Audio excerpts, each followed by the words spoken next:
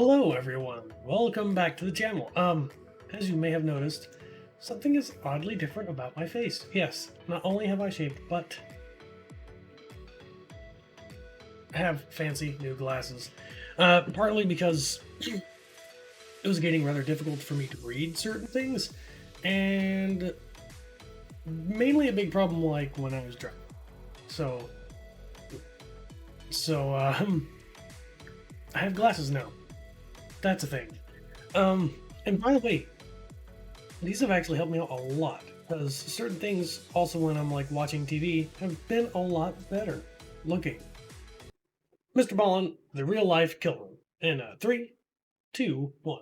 I would imagine after you hear the ending to today's story that you will most likely go back and watch this all over again because the ending completely changes the story. But before we get into today's I don't story, know. The last one that you told it changed up the story a lot. You come to the right place because that's all we do, and we upload once or twice every week. So if that's of interest to you, please sneak into the like button's house and replace all of the lids of their Tupperware with off-market brands so none of them fit. Also, please subscribe to our channel and turn on all notifications so you don't miss any of our weekly uploads. All right, let's get into today's story. Oh, yes.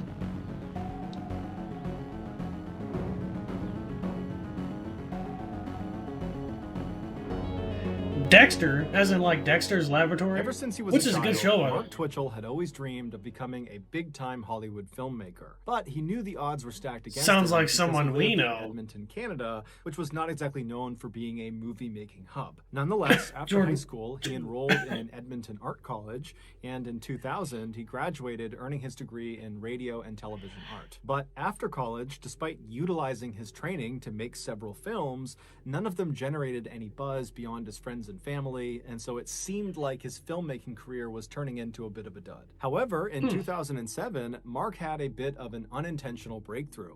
He had been a longtime Star Wars fanatic, and that year, he decided, purely as a passion project, he was going to write a script for a prequel to the Star Wars franchise. When he finished it and shared the script with some of his colleagues, they were so impressed with his writing, they said, "Mark, you need to produce this into a movie. This is incredible." And so Mark, who was totally amazed at this unbelievable feedback he was getting, decided, you know what the heck, I will produce this movie. And so he began sending his script out to different actors and actresses to see if they might be interested in playing a role.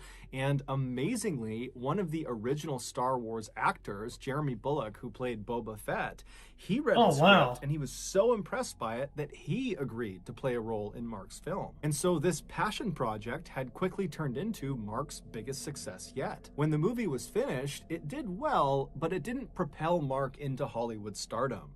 However, it did put him on the map as a bona fide filmmaker, and it showed him that if he just focused on making films about subjects he was already very passionate about, those films would be much more likely to succeed. And so in 2008, so roughly a year after creating the Star Wars fan fiction film, Mark decided to embark on another film project around another passion of his: Dexter. Dexter was a very popular TV show about a fictional serial killer whose name was Dexter, and the way Dexter would kill his victims is he would lure them into these small rooms, which he called kill rooms, and inside of them, basically every surface, the ceiling, the walls, the floor, were all covered in plastic sheeting to catch any of the blood, and then he would kill his victims, usually with a knife, and then afterwards he would dismember them and bag up their body, and he would roll up all this plastic, kind of collecting all the evidence, and then he would dump the plastic and the body into the ocean. Mark was obsessed with the show, and so it inspired him to make his next movie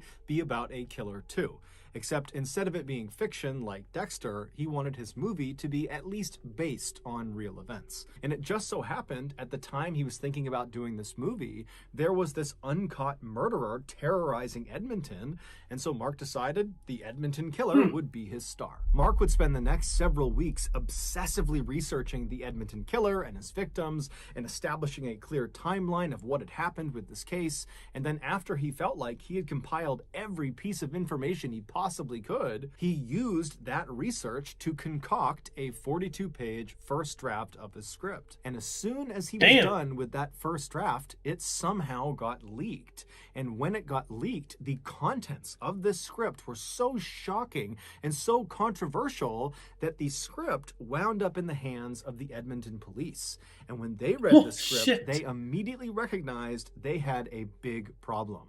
They reached out to Mark and they told him under no circumstances can you turn this script into a movie. And then the police basically wiped this script off the face of the earth. Today, if you go looking for Mark's script online, you'll basically only find heavily censored versions of it. But recently, I got my hands on an uncensored version of this 42-page script.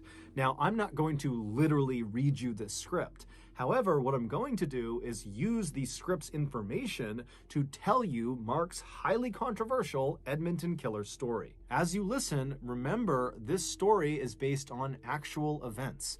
And so the victims' names and the information about them is real. Okay, here we go.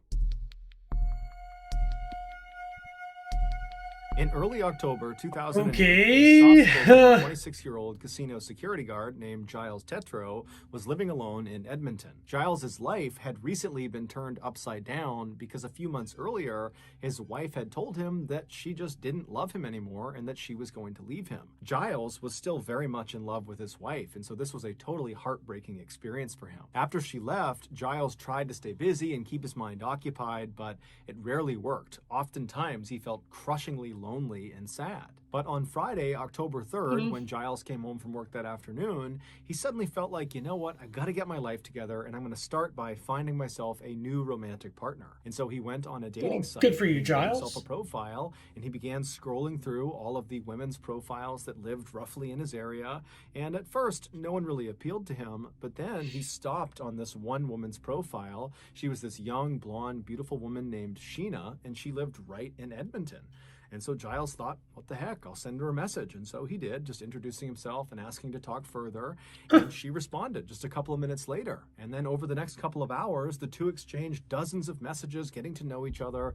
And then finally, Sheena just says to Giles, hey, you know, we live so close together. Why don't we get together tonight and go grab dinner and watch a movie together? And Giles is thrilled. And he says, yeah, I'll come pick you up. What's your address? And Sheena would tell him, you know what? I don't feel comfortable sharing my address over this dating website. And so instead, she sent Giles this strange customized set of directions that didn't give the actual address of her house. Instead, it basically gave Giles a set of known landmarks in Edmonton that he could follow until he finally arrived at her residence. And she also told him that when he arrived, instead of just coming up to her house, there would be a detached garage and the door would be open and he would go through the garage, out the door into her backyard, and then he would go up the back steps to the back door of her house, and she would meet him there. Now, Giles did think this was a little bit strange, but at the same time, he's thinking, you know, I am basically a complete stranger to her. We just met today on the internet, and so I really can't blame her for taking some extra safety precautions with me. And so he told Sheena he had no issues using her special directions,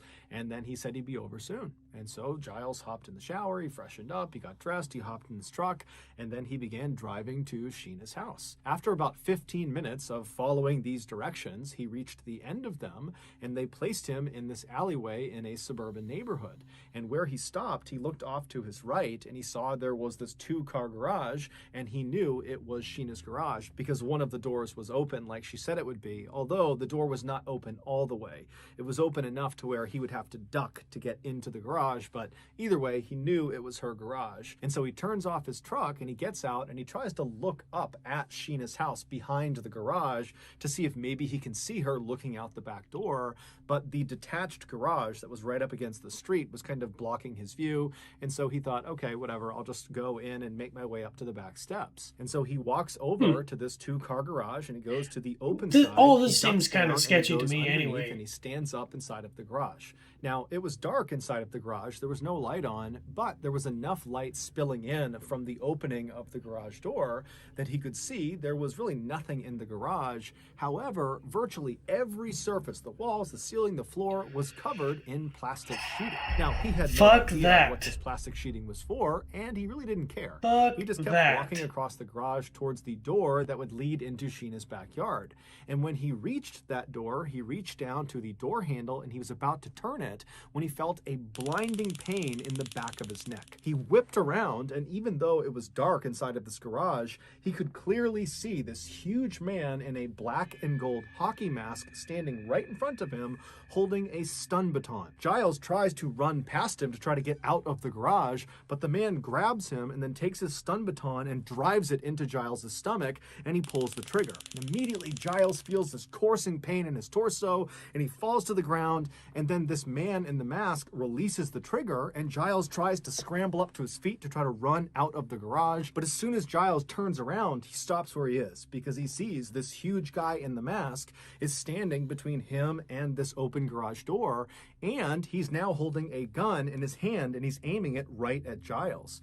And so Giles freezes. He has no idea what's going on, and this man who's got this mask on barks at Giles to get on the ground and put your face on the ground. And so Giles at this point is thinking, I'm going to get killed in here. I have nothing I can do. I'm completely defenseless here.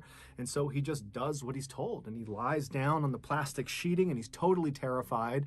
And this man walks over and he puts a piece of duct tape over Giles's eyes. And so as he's laying there blind and terrified, Giles becomes very emotional. He suddenly longs for his ex-wife and for his family and his friends. He wishes he could see them just one more time, and he knows he's not going to. Then, as he's laying there, he's coming to the stark realization that he didn't tell anyone where he was going. And so if this masked maniac does kill him, who's going to find his body? Will his family and friends ever know what happened to him? So as he's laying there thinking of these horrible thoughts, he hears his attacker, who's several feet behind him, start fiddling with what sounds like chains or handcuffs. And Giles thinks to himself, if I get chained up in here, I really am done. And so he has this sudden surge of adrenaline where he thinks to himself, I'm going to get killed in here. I know it. I'm going to get killed. But if I'm going to die, I'm going to die on my terms. And so Giles takes a deep breath and then jumps to his feet, rips the tape off of his eyes. He turns around and he faces his attacker and he says, I'm not going to do this. I'm not going to go out this way. And the attacker is totally surprised, but he just begins to raise his gun at Giles to shoot him.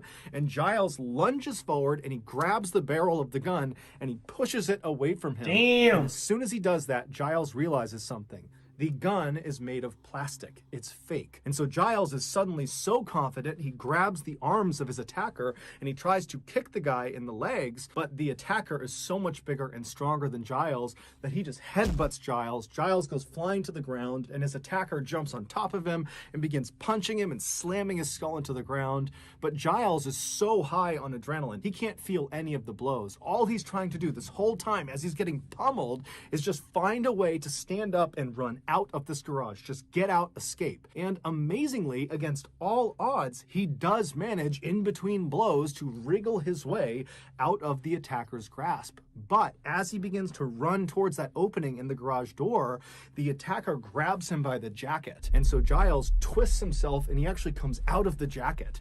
And then he throws himself onto the ground and he rolls out of the garage. And as soon as he is free, he suddenly can't stand up. The stun baton, he didn't feel it before, but it had sapped all of his strength. But the adrenaline had kind of overridden that feeling. But here he is outside and he suddenly can't stand up. And so he's trying to stand up. And then the attacker, who's still inside, dives down, reaches out from underneath the garage and grabs Giles by the ankle and begins trying to pull him back into the garage. And so Giles is kicking and screaming and punching and he finally breaks free. And then he has another surge of adrenaline and he stands up and just begins running down the alleyway. Doesn't even go to his car. He just starts running towards, hopefully, civilization. And he makes it a couple of houses before he collapses to the ground in this very busy walking trail. And so he's landed right in this intersection where he's hoping someone's going to be. He turns back and looks down the alleyway and he sees his attacker, who's now on the road. He's got the mask still on his face and he's charging up the road. Giles can't even get up. He's so tired, but Giles looks to his side and he sees there's this random couple walking down the walking path path, they see Giles on the ground who's calling out for help, and they run over to him and they get right in front of Giles, and Giles immediately points at the attacker coming down the alleyway and says, "He's trying to kill me." And the attacker amazingly just jogs right up to Giles, right up to the couple. He does not take his mask off, and he acts like he's friends with Giles and says, "Oh, come on, Frank, you're making a big deal out of it. It's a game. Come back to the garage. I'll meet you there." And then the attacker just turns around and walks back down the alleyway back towards his garage. Wow. And so Giles turns and looks up at the couple, who are totally freaked out by this whole situation. They don't know if this is some weird setup that they're going to get robbed or something. They don't know if this is a hoax. And so they say, "Hey, you're on your own, pal." And they turn and they leave. And so Giles is left in the middle of this intersection. The only people that could have helped him are now gone.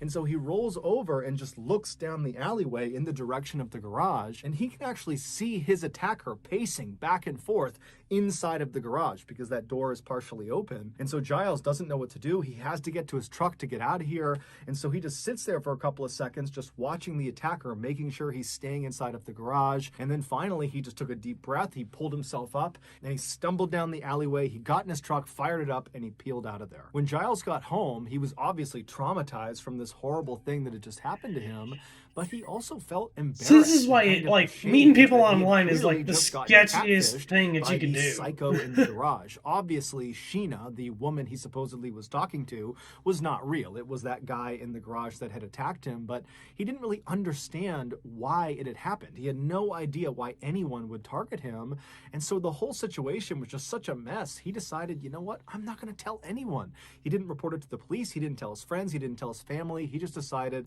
he was going to move on and forget about it. A week later, on October 8th, another Edmonton man, 38-year-old Johnny Altinger, was perusing the dating website that Giles had been using. Johnny made a living doing quality control for an oil and gas company, but he hated that job. He much preferred to spend his time tinkering with his computers or his prized motorcycle. Johnny had lots of very close friends, but romance was always something that had eluded him. So that afternoon, Johnny, like Giles, was on this dating website to potentially find a romantic partner. And so as he was scrolling through all of these different women's profiles that lived roughly in his area, he wasn't interested in any of them until he stopped on this one profile of this beautiful young blonde woman named Jen, who lived right in Edmonton.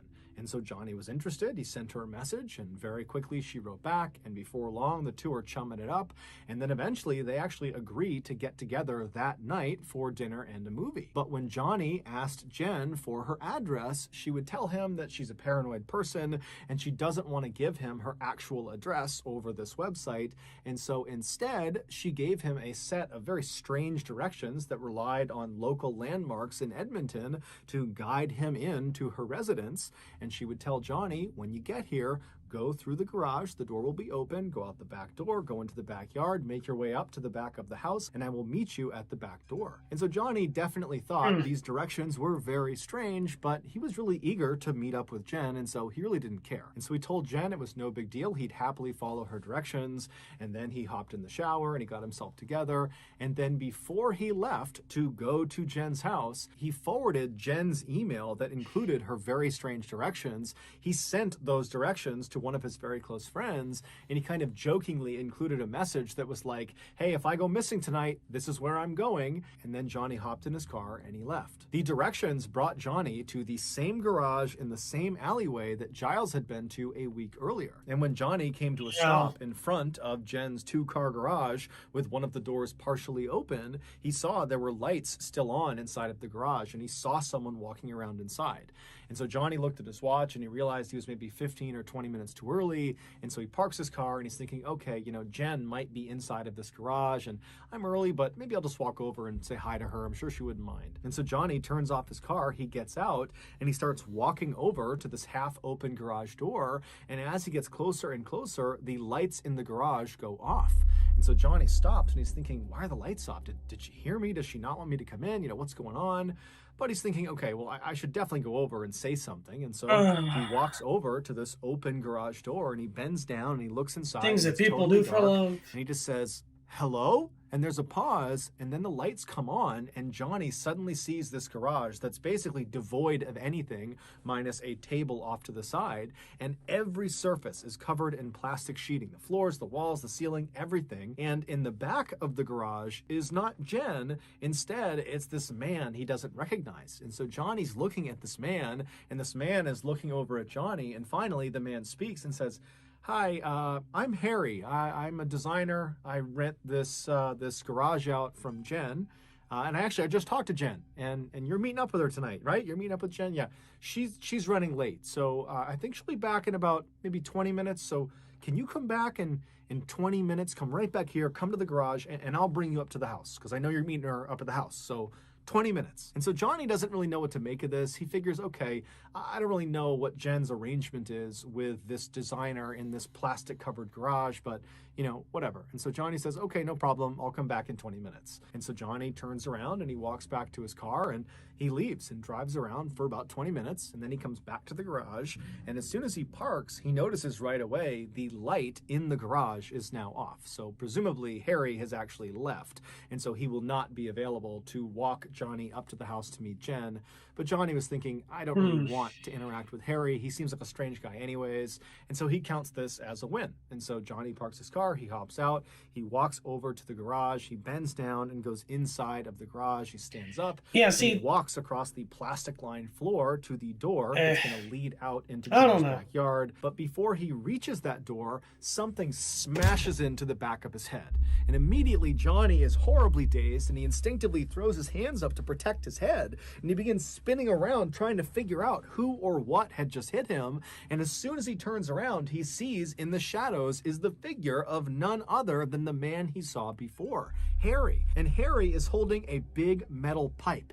And immediately when Johnny sees him, he begins screaming, "Police, police, police!" And Harry just winds up and wails on Johnny with this metal pipe. And Johnny's trying to turn around and get away from Harry, but Harry just keeps moving around him and beating him with this pipe until finally Johnny collapses on the ground, but he's not unconscious. And so Johnny is kind of shielding his head, and he's looking up at Harry, who's now just standing over him. He's ceased his initial barrage. And Johnny begins pleading with Harry, I'll give you money, I'll give you anything, just please let me go. And so Harry smiles, and he says, you promise you won't tell anyone if I let you go? But before Johnny could answer this, Harry winds up with his pipe, and he brings it crashing down on Johnny's face. But amazingly, this does not knock Johnny unconscious. Instead, Johnny grabs the pipe after it hits him in the head, and he holds onto it to prevent Harry from hitting him again. And so at this point, Harry is frustrated that Johnny is still putting up this huge fight. And so with one hand holding onto this pipe that Johnny has the other end of, Harry reaches down with his other hand and he unsheaths a hunting knife. And he holds the blade right in front of Johnny's face. And as soon as Johnny sees this knife, his eyes go wide and he lets go of the pipe and he begins to plead for his life. But Harry just smiles and continues to show him the blade. And then at some point he grabs Johnny's shoulder, he pulls the knife back and he plunges it into Johnny's stomach. Johnny howls out in pain and he curls over and he begins screaming for the police, screaming for someone to help him. And then finally Harry pulls the knife out of his stomach and then plunges it into the side of Johnny's neck. And then Harry lets go of the knife and he stands up and he just watches Johnny as he bleeds out onto the plastic lining. As Harry watched Johnny die, he had this pang of regret. He thought to himself, why didn't I play more mind games with him before I killed him? I'll do that with the next one. After Johnny died, Harry would dismember and bag up Johnny's body, and then he would roll up all of the plastic from the walls and the ceiling. He'd gather that all up, and then a couple of days later, he would dump both Johnny's body parts and all of the plastic containing all of the evidence down a nearby sewer drain. At this point in the story, Mark's script just kind of comes to an abrupt end. We don't know what Harry did after getting rid of Johnny's body and the evidence because Mark just didn't write it. It was like he didn't finish the script. And there's a reason for that, and it's the same reason the police stepped in and stopped Mark from making this script into a movie. At the time they read his script, the police had already figured out who owned the garage where Giles and Johnny were attacked. Johnny's friend, the one who Johnny had forwarded Jen's email that had those strange directions, well, that friend gave those directions to the police once Johnny had been reported missing. And so the police followed these strange directions to this garage, and they discovered it was not owned by some young, beautiful blonde named Jen or Sheena. It was not owned by some designer named Harry. It was owned by a young, up-and-coming filmmaker named Mark Twitchell. But to this point, Mark had been extremely cooperative with police and allowed them to search it, and they found nothing. And he explained to them he was not remotely the only person with access to this garage, not by a long shot. But when police searched Mark's laptop, they found a hidden document, and this document was his 42-page script. And when they read it, they saw there was a huge issue. Giles, the first victim of the Edmonton killer, had eventually gotten over his embarrassment and shame, and he went to the Edmonton police and he told them in detail what happened to him inside of that garage. But Giles was so scared he had not told anybody else what had happened. The only people who knew were himself and the Edmonton police. Yet somehow, in Mark's script, the account of what happened to Giles was exactly correct. Every little detail of what happened to Giles was encompassed inside of the script. And the reason Mark had this information is because Mark was in the garage when Giles got attacked. Because Mark was the Edmonton killer. Mark had been so desperate to make his killer in his new movie as good as Dexter in the TV show that Mark decided he needed to literally become Dexter in real life. He needed to know exactly what it felt like to lure an unsuspecting victim into a kill room and murder them so that he'd be able to more accurately write about it in his script. He believed this would put his movie over the top. It would be the most authentic killer movie ever, and it would be his ticket to Hollywood. And so after Mark used a fake dating profile to trap and then attack Giles, after that experience, he wrote about it, and that became his script.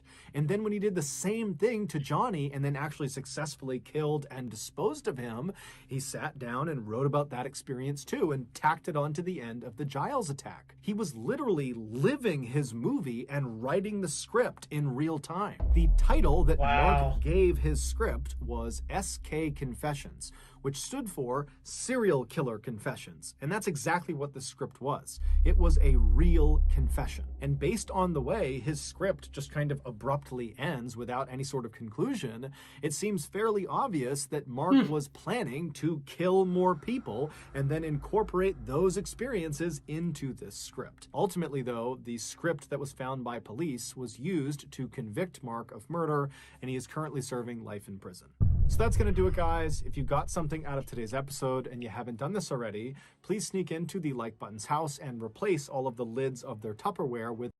Wow, I didn't realize that there is all these sick and weird people in this world. You know, like, I should have seen it coming. The fact that an actor was writing about, or a director was writing about a serial killer, but had very accurate accounts of what happened. So, yeah, probably shouldn't be doing that. That's how you get caught. But wow, who would have thought that something like that is real? But anyway, if you guys like this kind of content, I should really start doing this towards the beginning of the videos. But if you guys like this kind of stuff, kind of content, go ahead, like, subscribe, and hit the bell icon. You guys know what to do. And I'll catch you next time. Bye. Holy shit, Michael. We made it to We Slaughtered Barbecue. The epitome and the purpose of our trip is to make it to this area. Oh yes. Food and cattle. Yep. I just noticed, is that a cemetery way over there, or are those cattle? No, I think that is a small cemetery. Holy shit, that's kind of cool and creepy.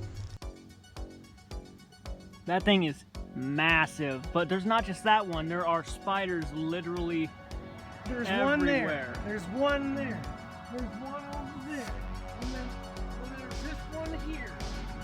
Dude, they're everywhere on the property. Huge. It's Oh, cool. there's one there.